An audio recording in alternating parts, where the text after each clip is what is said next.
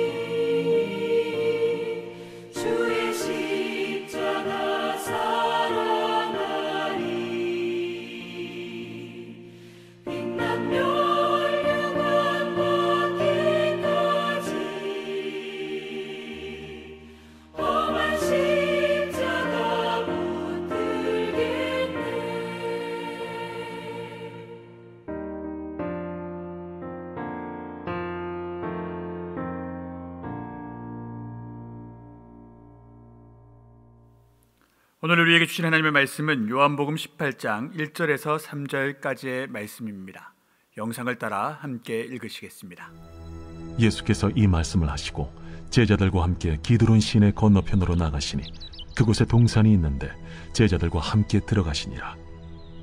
그곳은 가끔 예수께서 제자들과 모이시는 곳이므로 예수를 파는 유다도 그곳을 알더라. 유다가 군대와 대제사장들과 바리새인들에게서 얻은 아랫사람들을 데리고 등과 횃불과 무기를 가지고 그리로 오는지라. 오늘 본문의 말씀에 나와 있는 동산은 겟세마네 동산을 의미합니다. 요한복음에서는 특이하게 이 겟세마네 동산 위에서 예수님께서 기도하신 장면이 빠져 있습니다. 그 설명이 기록되어져 있지 않습니다. 흘리신 땀이 피가 될 만큼 간절하게 하나님께 외쳤던 그 기도의 모습이 없고, 다만 이 장소가 어떠한 장소였는지에 대해서 설명해 주고 있습니다. 설명은 이렇습니다. 이 겟세마네 동산은 예수님과 그 제자들이 예루살렘에 올라오실 때에 종종 그들과 함께 예수님께서 기도의 처소로, 모임의 처소로 사용한 동산이었다라고 기록해 주면서, 또한 그 때문에 예수님을 배반한 제자 유다가 그곳 가운데 예수님께서 계실 것을 미리 알고 미리 예측하여 그 제사장의 하인 폭력적인 그 무리들을 이끌고 와서 예수님을 붙잡게 되는 바로 그 이야기에 대해서 설명해 주고 있습니다. 여기서 우리가 한 가지 알 수 있는 것은 예수님께서는 겟세마네 동산에 기도하기 위하여 가셨다라는 그 목적이 1차적인 목적이 아니었다는 것을 알 수 있습니다. 기도는 2차적인 목적이었습니다. 그럼 1차적인 모습은 무엇이었습니까? 유다가 바로 그곳에 올 것임을 예수님께서도 아시고 유다에게 잡히시기 위하여 겟세마네 동산에 가셨던 것입니다. 그리고 그 장소에서 더불어 하나님께 기도를 드렸다라는 것이지요. 우리는 생각해보면 예수님의 겟세마네 동산의 기도를 이렇게 인식합니다. 예수님께서 십자가의 순종의 길을 피하기 위하여 잠시 뒤로 물러나셔서 십자가 길 위에서 내려오셔서 이 길을 피하게 달라고 하나님께 기도한 장면으로 우리가 오해할 수가 있습니다. 그런데 요한복음은, 오늘 본문의 말씀은 그러한 우리의 견해를, 우리의 관점을 다시 바꾸어 서게 만들지요. 아니다. 주님께서는 겟세마네 동산에 십자가의 길에 순종하기 위해 유다의 무리를 기다리시기 위해 그곳에 가신 것이다라는 것이지요. 그 순종의 길 위에서 또한 마음이 괴로우셔서 순종하시면서 하나님께 기도를 드린 것이지, 순종의 길에서 뒤로 물러나서 어떻게 하면 피할까를 위해 겟세마네 동산에 가신 것이 아니었다는 것입니다. 하나님께서 허락하신 고난의 길, 십자가의 길 위에는, 그 장소 위에는 겟세마네 동산이 있었습니다. 하나님의 설정 계획 안에 있는 동산입니다. 왜? 그곳에서 예수님께서 유다에게 배반당하여 잡혀가야 하셨기 때문이지요. 이렇게 읽어보면 이게 얼마나 귀한 가르침입니까? 저 또한 개인적으로 오늘 이 말씀을 묵상하면서 그것을 깨달았습니다. 주님께서는 피할 길을 얻기 위하여 겟세마네 동산에 가신 것이 아니라 순종의 길로 십자가의 길을 가시면서 그곳 가운데서 기도드린 것이었구나. 도망가시기 위하여, 피하시기 위하여, 하나님의 뜻을 바꾸시기 위하여 겟세마네 동산에 가신 것이 아니라 하나님의 뜻을 그대로 존중하면서 하나님의 뜻을 그대로 이룸받으면서 그 십자가의 길을 걸어가시면서 그곳 가운데 기도하신 것이구나. 흔히 우리는 하나님의 뜻과 내 뜻이 다를 때 그냥 그 자리에서 멈추어 서버립니다. 하나님의 뜻대로 순종하면서 나가지 않고 내 뜻대로 가기 위하여 멈추어 서거나 다른 길로 조금 내려와서 방향을 틀어서 그곳 가운데 기도합니다. 순종의 삶을 살아가는 것이 아니라 순종의 삶을 잠깐 중단하고, 하나님 이건 좀 제 마음에 맞지 않습니다. 내 마음에 맞지 않는데 어떻게 순종합니까? 그러니 하나님 뜻을 좀 바꾸어 주십시오 라고 기도의 시간을 많이 가집니다. 그런데 오늘 본문에서 우리의 신앙의 모범이 되는 예수님의 모습은 그렇지 않습니다. 십자가의 길, 죽음의 길을 걸어가시면서 그 길 가운데 있는 거쳐셔야 할 겟세마네 동산까지 가셔 순종하시면서 그곳 가운데서 기도하시는 것입니다. 순종하면서 하나님의 뜻 안에서 살아가면서 기도를 드리는 것입니다. 하나님, 내가 오늘도 하나님의 말씀에 순종하여 살아가지만 내 마음은 조금 힘이 듭니다. 하나님, 어떻게 하면 좋습니까? 이런 기도가 바른 기도지, 하나님의 뜻에 순종하지 아니하며 내 뜻에 반한다 하여 하나님 잠시만 저는 이 뜻 순종할 수가 없습니다. 그러니 전 좀 멈추어 서겠습니다. 그러니 하나님, 좀 제게 제 마음에 흡족한 은혜를 주십시오. 내 기도의 능력대로 방향대로 하나님 이끄심을 당하여 주십시오. 이런 기도를 드리면 그것은 예수님의 모범적인 신앙의 삶, 우리가 배워야 할 예수님의 모습과는 완전히 180도 다른 신앙의 모습이라는 것입니다. 예수님은 철저하게 순종하셨습니다. 겟세마네 동산은 피할 길을 얻기 위한 예수님의 장소가 아니라 십자가의 순종의 길 위에 있는 하나님께서 허락하신 장소였습니다.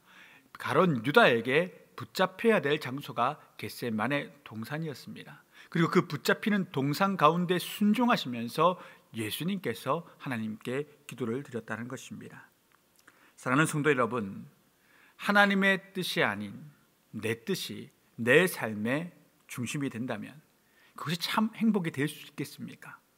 유한하고 어리석고 죄 많은 나의 뜻이 내 삶 가운데 관철된다 하여 그것이 진정 행복한 삶이 될 것이며 능력이 될 수 있겠습니까? 우리에게는 참 지혜가 필요합니다. 참 지혜라는 것은 무엇입니까? 깊도다 하나님의 지혜와, 그렇지요, 하나님의 지혜, 그 지혜가 내 삶의 원천이 되는 것입니다. 그렇기에 우리는 예수님처럼 기도드려야 됩니다.